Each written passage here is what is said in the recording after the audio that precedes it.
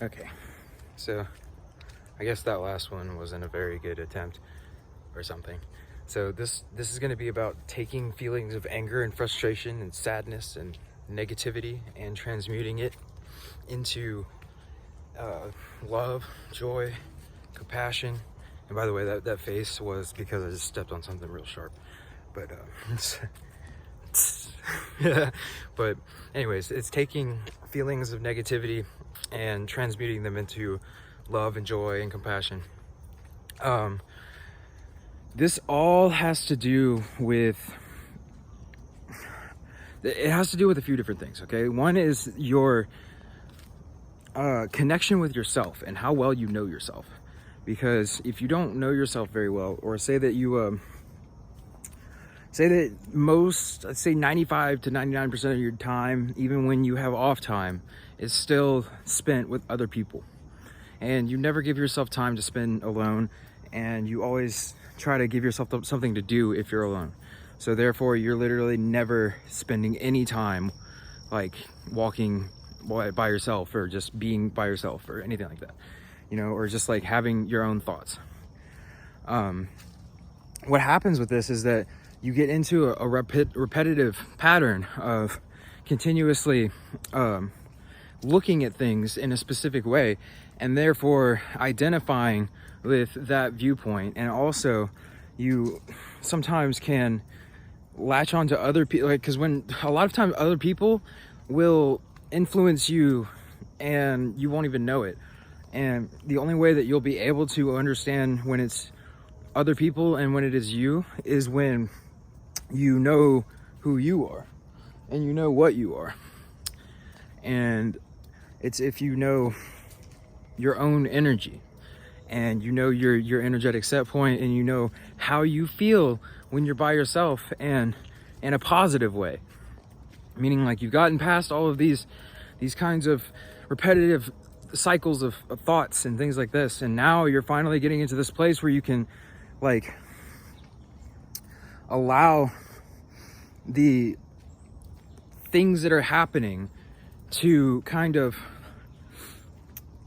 settle in a way, and you can just like watch everything that's happening and observe it instead of judging it and causing more negativity. So the way that, and this is going back all the way to the beginning, so the way that these loops start and the way that all these negative patterns happen is because repetitive thought patterns, because of judgment of circumstances and situations, because of latching onto other people's energetic frequencies, maybe consciously or unconsciously.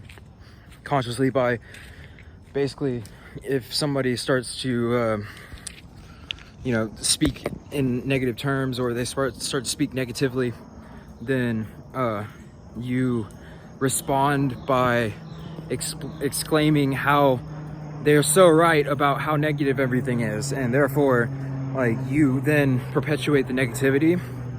That is one of the things that is bringing more constant cycles of negativity. So you need to be able to break that cycle so that you can start to step away from the judgment of the feelings, and you can just observe all this stuff. Because once you start observing it, then it just looks like phenomena. It doesn't look like it doesn't look like drama the way that a lot of people portray it. It looks more along the lines of like the cosmic like dance unfolding in front of you, and like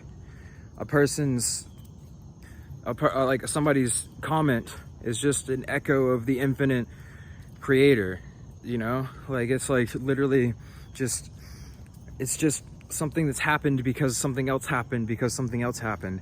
And then all of these happenstances have been judged by this person or by you. And then all of those judgments of those happenstances have been compiled on top of each other. And therefore, the view that you have is not something that is particularly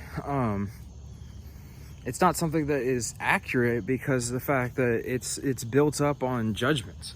It doesn't have any kind of truth to it.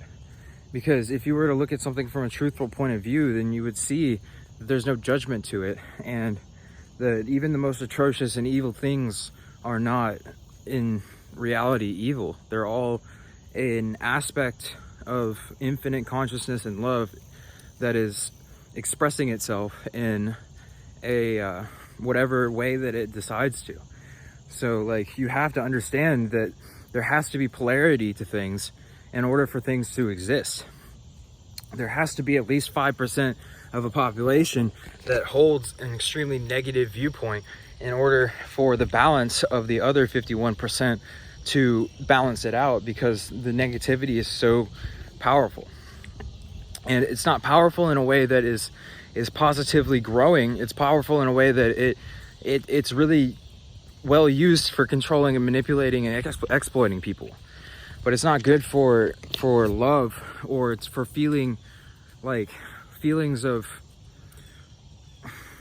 worthiness, or like, it takes a lot on a negative path to feel even worthy enough just to have abilities and things. And then like, it takes an unbelievable amount of dedication and so much just extra stuff to see these negative viewpoints. And why I'm saying this is that I'm not just talking about people who are fully 95% polarized negatively.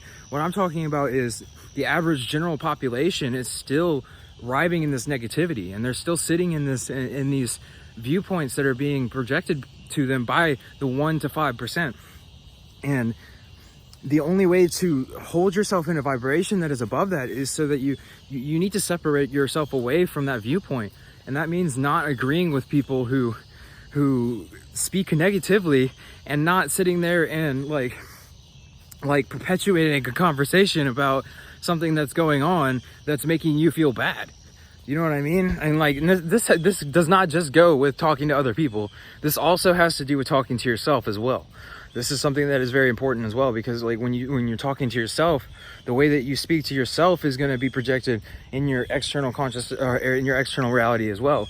Which means that the more shitty that you speak to yourself, the more that you will see that shittiness that you see in yourself externally. So what that means is that all of these things are going to be reflected in your reality until you start to speak to yourself differently. Because, and that's what's funny, is that all of these things that happen, they're so cyclic and they're so like predictable, and it's just like, none of these people understand. And when I say, I don't mean none of these people, but I mean like, a lot of people just don't understand that these feelings and these emotions of negativity are just like bouncing off of everything, and just like, you're just picking up that reverberation. It's not something that's real. It's just something that is being perpetuated by the population, and something that's being continuously pushed upon you. So if you can just like get yourself into a space where you can separate away from that a little bit, and you start to speak to yourself with love and compassion, and you start to speak to other people even when they attack you, all you have to do is just understand that that's coming from their pain, and that's coming from their suffering, and that's coming from their traumas, and it's coming from things that they can't handle and they can't deal with. But yes, it gets to a point where like, if somebody physically attacks you and hurts you, then there's something that has to be done there. But what I mean is like, if somebody is just saying things that make you upset, then there's a level. And by somebody, I don't just mean an external person, I could also mean yourself too. So by somebody, I could also mean that you're sitting there speaking to yourself in this way, and that these things that keep happening in your external reality may be just a reflection of the way that you're speaking to yourself. And if you keep blaming yourself, then you're just going to continue like cycling that pattern. And I understand now that I've had so much work at this point on myself that like, it's easy for me to see this stuff, and it's easy for me to see it really quickly. And I understand that a lot of other people have not worked on themselves like that.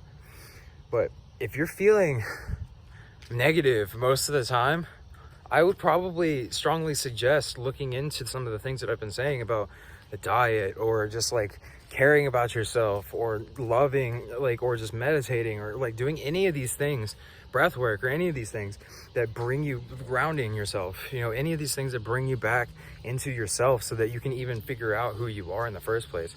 And then you can take that knowledge of yourself, and then you can then hold on to that with like, you don't hold on to it tight, but I mean, like, what I mean is that you have like confidence about that, and you know that that's who you are, and then you know that there's nothing else that can pull that away from you.